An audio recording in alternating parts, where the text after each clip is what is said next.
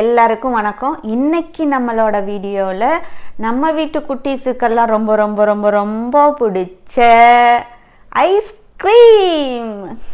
So 4 வகையான ice cream எப்படி பண்ணுறது அப்படின்றத தான் இன்றைக்கி பார்க்க போகிறோம். ஒவ்வொரு பாப்பாவுக்கும் ஒவ்வொரு விதமான ஐஸ்கிரீம் பிடிக்கும். வெனிலா பிடிக்கிறவங்க இருக்கிறாங்க, ஸ்ட்ராபெரி பிடிக்கிறவங்க இருக்காங்க. ஸோ எல்லா பாப்பாவுக்கும் ஏற்ற மாதிரி ஒரு 4 வெரைட்டி நம்ம இன்றைக்கி பண்ண போகிறோம். ஸோ வாங்க எப்படி பண்ணுறதுன்னு பார்க்கலாம். அதுக்கு முன்னாடி நீங்கள் இந்த சேனலில் புதுசாக வந்திருக்கீங்க அப்படின்னா நம்ம சேனலை மறக்காமல் சப்ஸ்கிரைப் பண்ணுங்கள், உங்கள் ஃப்ரெண்ட்ஸோட ஷேர் பண்ணுங்கள். ஸோ வாங்க போகலாம். சாக்லேட் ஐஸ்கிரீமுக்கு heavy cream, condensed milk, powder sugar, cocoa powder உங்களுக்கு வேணும்னா இல்லை எக்ஸ்ட்ராக்டும் ஆட் பண்ணிக்கலாம். கூட நீங்கள் காஃபி பவுடரும் ஆட் பண்ணிட்டீங்கன்னா சில பேர்த்துக்கு பிடிக்கும் காஃபி ஃப்ளேவரும் கொக்கோ பவுடரும். ஸோ அதையும் ஆட் பண்ணிக்கலாம்.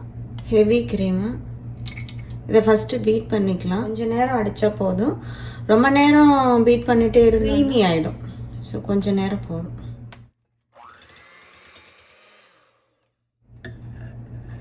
இப்போ பார்த்தீங்கன்னா ஓரளவுக்கு ஆயிடுச்சு, மேலே நுர கட்டி வருது. ஸோ இந்த ஸ்டேஜ் போதும். இதுக்கு மேலே பண்ணிங்கன்னா க்ரீமி ஆகிடும்.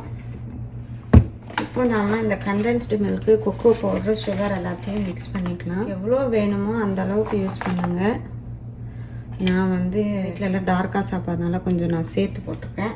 சுகர், கண்டென்ஸ்டு மில்க் இது நல்லா கலந்துக்கலாம்.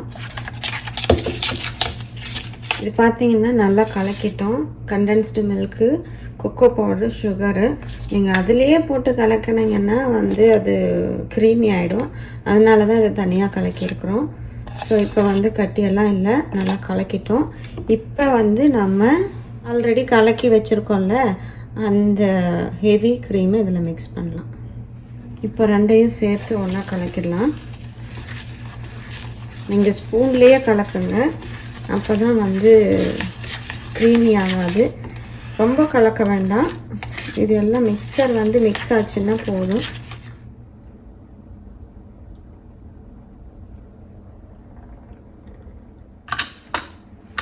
இது 4 ஹவர்ஸ் வைக்கலாம்.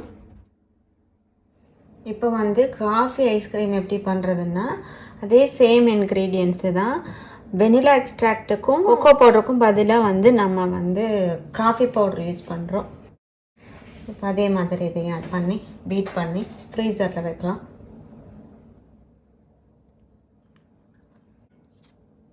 இதுவும் உங்களோட டேஸ்ட்டுக்கு தகுந்த மாதிரி எவ்வளோ வேணுமோ அவ்வளோ சேஞ்ச் பண்ணிக்கோங்க அளவை. இது கூட நீங்கள் நட்ஸு இல்லையா சாக்கோ சிப்பு இந்த மாதிரி எது வேணாலும் யூஸ் பண்ணிக்கலாம். So optional. ஸ்ட்ராபெரி ஐஸ்கிரீம் பண்ணுறதுக்கு தேவையான ingredients: heavy cream, condensed milk, powder sugar, strawberry. Condensed மில்க்குன்றது பாலை நல்லா சுண்ட காய்ச்சினது, சர்க்கரை போட்டு சுண்ட காய்ச்சினது தான் கண்டென்ஸ்டு மில்க். முதல்ல ஸ்ட்ராபெரியை கட் பண்ணி போட்டு அரைச்சி பியூரி பண்ணிப்போம். நல்லா அரைஞ்சிடுச்சு. ஸோ ஃபில்ட்ரு பண்ணி எடுத்துக்கலாம். இப்போ பியூரி எடுத்தாச்சு பாருங்கள், நல்லா ஃபில்ட்ரு பண்ணிட்டேன். நீங்களும் ஃபில்ட்ரு பண்ணிவிடுங்க. அதுக்கப்புறம் இதில் கொஞ்சம் சர்க்கரை போட்டு வச்சிடலாம். புளிப்பாக இருக்கும் ஸ்ட்ராபெரி, அதனால் கொஞ்சம் சேர்த்து சர்க்கரை போடுறேன். இல்லை கண்டென்ஸ்டு மில்க்கும் ஆட் பண்ணிடலாம். ஹெவி க்ரீமை ஊற்றி நம்ம இப்போ பீட் பண்ணிக்கலாம்.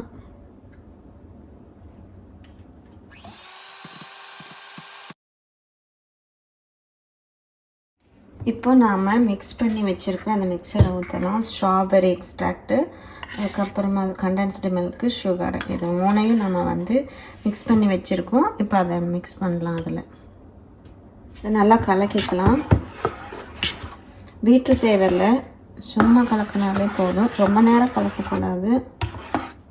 பவுலில் ஊற்றி ஃப்ரீசரில் ஒரு 4 மணி நேரம் வைக்கலாம்.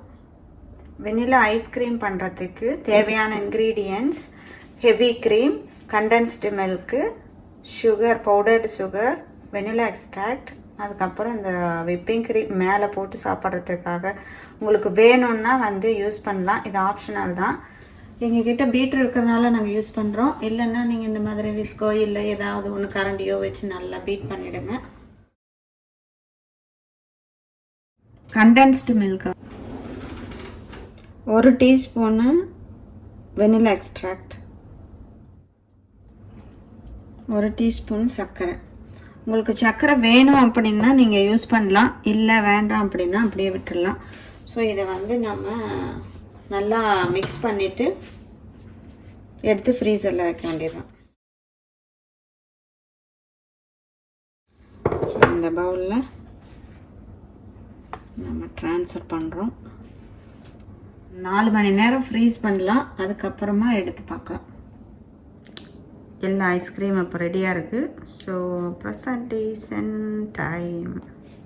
நீங்கள் ஹெவி க்ரீமை ரொம்ப நேரமாக பீட் பண்ணிங்கன்னா இந்த மாதிரி விப்பிங் க்ரீம் மாதிரி ஆகிடும். ஸோ உங்களை காட்டுறதுக்காக இதை நான் பண்ணியிருக்கேன். இது வந்து பாருங்கள், நாம் வந்து ரொம்ப நேரம்லாம் பீட் பண்ணல, கொஞ்சம் நேரம் தான் ஸ்பூனில் தான் கலக்கணும். ஸோ இது வந்து நல்லா பர்ஃபெக்டாக வந்திருக்கு. எதுக்கு இது காட்டுறேன்னா, நீங்கள் வந்து இந்த தப்பை பண்ண வேண்டாம் அப்படின்றதுக்காக இதை காட்டுறேன்.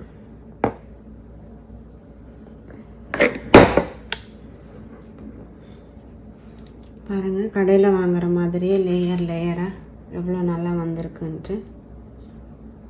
பீட் பண்ணது ரொம்ப நேரம் பீட் பண்ணது பாருங்கள், என்னால் எடுக்கவே முடியல, அவ்வளோ ஹெவியாக இருக்குது. ஸோ ரொம்ப நேரம் நீங்கள் பீட் பண்ணிட்டீங்கன்னா இந்த மாதிரி ஆகிடும். So careful. இது பாருங்கள், நார்மலாக நம்ம ஸ்பூனில் பண்ணது இது எப்படி இருக்குன்ட்டு பர்ஃபெக்டாக. அதே மாதிரி இது ஸ்ட்ராபெரி ஐஸ்கிரீமும் நல்லா பர்ஃபெக்டாக வந்திருக்கு. ஸோ இதில் பார்த்தீங்கன்னா ஸ்கூப் பண்ணது சாக்லேட், அதுக்கப்புறமா ஸ்ட்ராபெரி, இது காஃபி, வெனிலா மெல்ட் ஆகிடுச்சு. இது வந்து விப்பிங் க்ரீம் மேலே போட்டு வச்சுருக்கோம். இது பார்த்திங்கன்னா எல்லாம் 4 எடுத்து வச்சு எடுக்கிறதுக்குள்ளே, ஃபோட்டோ எடுக்கிறதுக்குள்ளே எல்லாம் மெல்ட் ஆக ஆரம்பிச்சிடுச்சு. ஸோ நீங்களும் ட்ரை பண்ணுங்கள் வீட்டில்.